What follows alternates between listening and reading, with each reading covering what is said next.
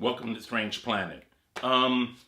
Walking Dead is back. I saw it last night and I lost my mind. That was so good. What an incredible season opener for season 8 of The Walking Dead. If you saw it last night, Rick and the group is back in full force. They have a plan. And throughout the episode, we saw that plan reveal itself. Like, if you haven't seen the show yet, go to your DVRs right now, check it out, come back here, because I'm gonna spoil stuff right now. Spoiler alert.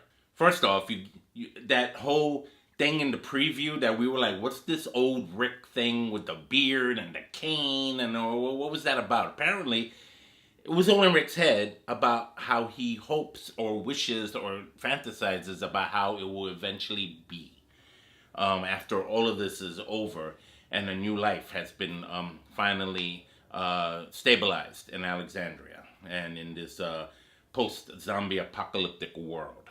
Now, what's amazing is that for the first time, I actually saw Negan in a compromising position.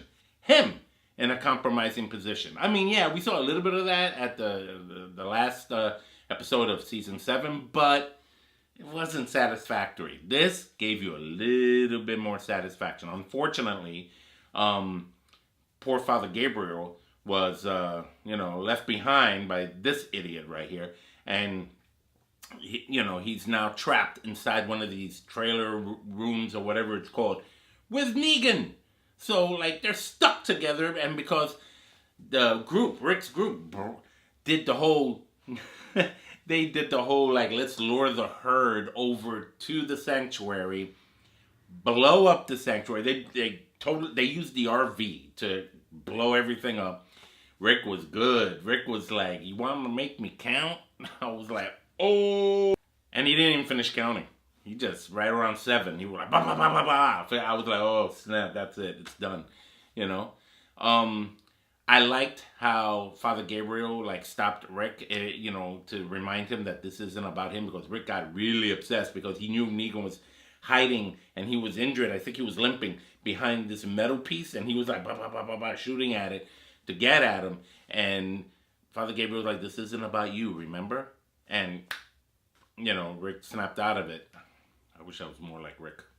And then the other trap that the other group did with Tara, Carol, Morgan, and Daryl, sounds like a rhyme, and how they got together to take care of, to get the zombies to go that way as a herd, It kind of did something similar to what Todd did in Fear the Walking Dead, the whole luring the whole herd to one place to totally decimate it, which happened. Sanctuary is decimated. It's done. So now what? Now, wait, it wasn't even over after Rick and these guys did what they did at the sanctuary. Then from there, him and Daryl decide to go to one of the compounds, one of the other outposts. I loved how they picked off the saviors bit by bit, one by one. The guy from the tree. Daryl just grabbed him, grabbed the guy that was on the lookout, killed him, took a cigarette. My favorite part was really the exchange Rick had with Negan.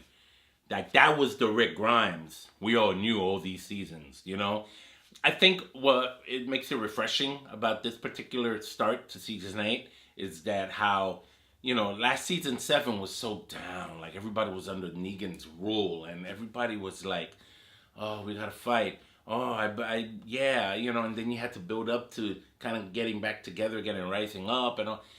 But it was still so hard, to get through. I mean, the whole season 7 started with on such a painful, depressing note with Glenn dying and Abraham, all of that. It was hard. It was a hard season 7 was a very difficult season to get through. But now this season, you got everybody back online.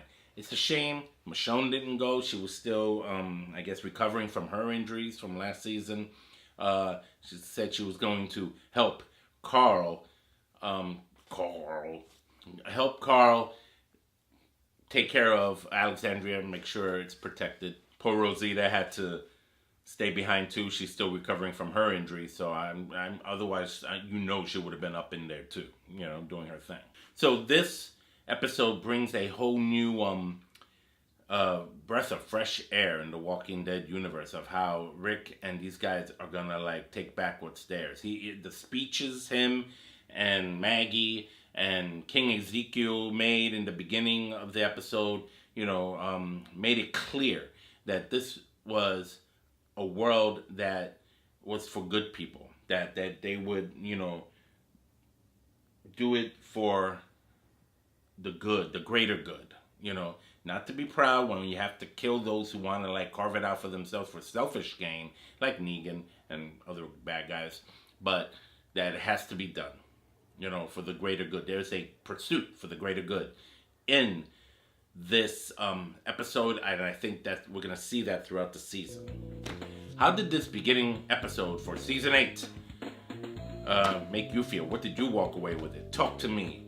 Comment below and share with me your thoughts here on Strange Planet. Okay? Till then.